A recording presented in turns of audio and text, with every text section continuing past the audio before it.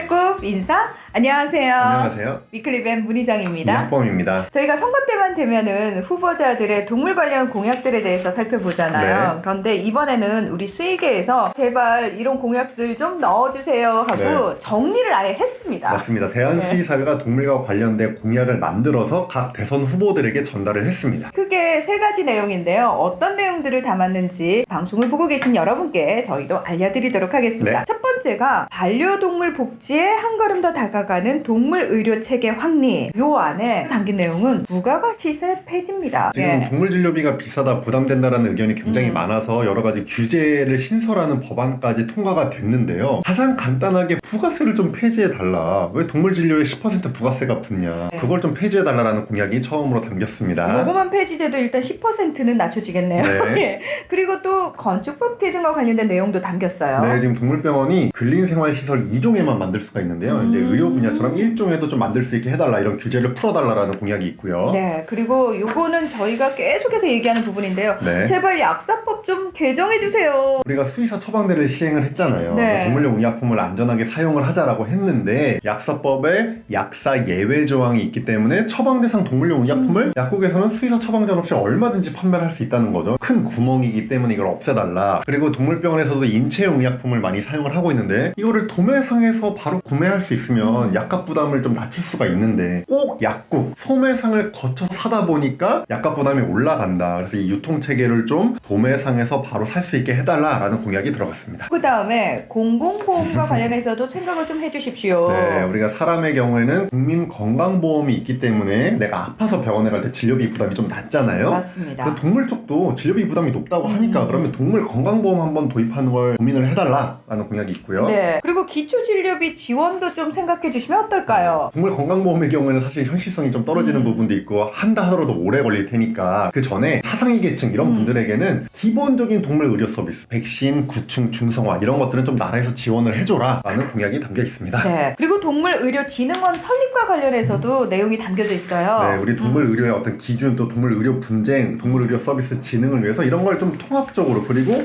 정말 진지하게 체계적으로 연구하고 정책을 설립할 수 있는 동물의료진흥원을 좀 만들어 달라. 그러니까 좀 체계적으로 관리를 해달라 이거죠. 지금은 동물의료 관련 전담 부서도 없는 상황이거든요. 그래서 이런 걸 좀 체계적으로 해달라라는 공약이 담겨 있습니다. 아, 이거는 뭐 동물의료와 관련해서 앞으로 계속 발전해야 될 분야니까 당연히 투자가 좀 돼야 되는 게 아닌가라는 생각도 들고요. 자, 첫 번째가 이제 반려동물 복지와 관련된 내용이었다면 두 번째는 농장동물과 관련된 내용이거든요. 맞습니다. 예, 관리 강화를 통한 안전한 K 축산을 육성을 하자라는 내용인데 첫 번째가요. 공세 방역에서 상생하고 소통하는 방역으로 패러다임을 전환합시다 라는 내용을 담았어요. 살처분 관련된 내용인데요. 네. 가축전염병이 발생을 할 때마다 지금도 우리 아프리카 돼지열병 또 고병원성 AI가 발생을 하고 있는데요. 살처분을 너무 많이 하다 보니까 농가도 피해를 많이 입고 또 당연히 돈도 많이 들어가고요. 그리고 축산물이 너무 부족해지다 보니까 축산물 가격이 올라갑니다. 작년에 고병원성 AI 때문에 산란계를 너무 많이 살처분을 하다 보니까 계란값이 폭등해서 해외에서 계란을 수입하는 일까지 벌어졌거든요. 그래서 너무 이제 살처분 위주의 정책을 하기보다는 좀 상생 소통을 하고 농가라든지 생산자 단체라든지 전문가가 얘기하는 걸 좀 들어서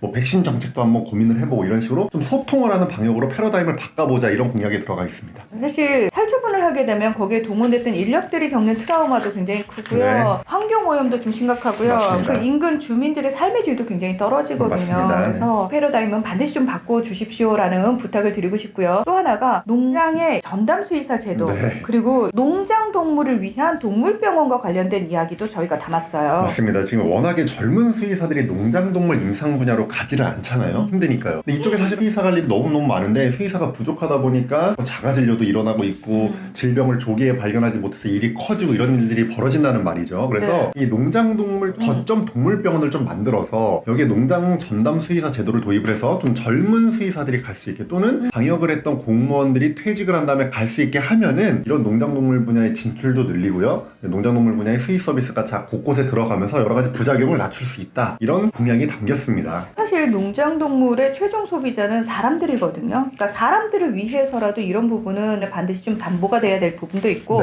우리 수의대생들한테도 굉장히 좋은 게 진로가 굉장히 확장이 되는 부분이 있거든요. 맞습니다. 사실 농장동물 임상을 하고 싶어서 수의대에 왔거나 꿈을 꾸다가 이제 현실을 보고 포기하는 경우들이 많았는데 이런 제도가 도입이 되면은 더 많이 진출을 할 수 있겠죠. 세 번째가 포스트 코로나 시대에 대비를 해서 사람과 동물의 질병관리 통합기관을 좀 신설해달라 이런 내용이 있습니다. 코로나19 팬데믹도 그렇고 저희가 인수공통질병 굉장히 많이 발생을 하고 있고 결국은 원헬스다. 같이 네. 살아야 된다. 이런 얘기들 많이 했는데 그거 관련된 내용이죠. 맞습니다. 우리 뭐 메르스, 사스, 그다음에 지금 코로나19까지 전부 다 인수 공통 감염병이고 이제 동물로부터 질병이 발생한 걸로 추정이 되고 있습니다. 네. 우리가 코로나19로도 지금 피해가 크지만 이게 끝나도 앞으로도 계속해서 이런 신종 감염병이 발생할 걸로 예상이 되고 있거든요. 그러니까 더 이상 동물 질병 따로, 사람 질병 따로 이렇게 관리를 하지 말고 좀 통합해서 관리를 하자. 단기적으로는 국무조정실 산하에 사람, 동물 질병 관리 지원단을 만들고요. 장기적으로는 질병관리청이 있는 것처럼 사람, 동물 질병 관리청을 신설을 해서 질병을 통합적으로 좀 관리를 하자라는 게 바로 대한수의사회의 공약입니다. K방역이 국제사회에서 인정을 받았잖아요. 그러니까 이 인수공통 전염병과 관련해서도 우리나라가 좀 선도적인 역할을 해주면 어떨까 그런 바람을 좀 가져보면서 네. 이제 대선 후보들이 보내드린 공약들을 얼마나 녹여내서 동물 관련 공약들을 가지고 올지 기대하고 기다리겠습니다. 네. 네, 오늘 위클리 벳은 여기서 마무리하겠습니다. 함께해 주셔서 고맙습니다. 감사합니다.